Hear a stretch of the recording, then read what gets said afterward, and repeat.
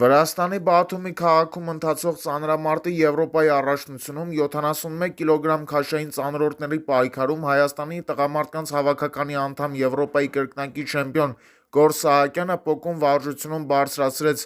146 ու 150 կգ կշռող ծանրաձողը։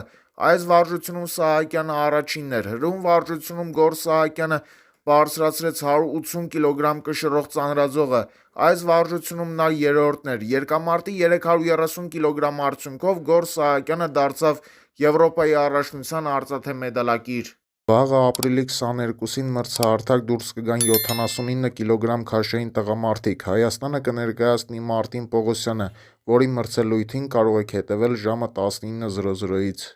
Տիրանայում ընթացող ըմբշամարտի Եվրոպայի առաջնությունում 60 կգ քաշային Սուրեն Աղաջանյանը կիսաեզրափակչում 8-1 հաշվով հաղթեց ադրբեջանցի Նիհատ Մամադլիին, նվաճելով եզրափակչի ուղեգիր։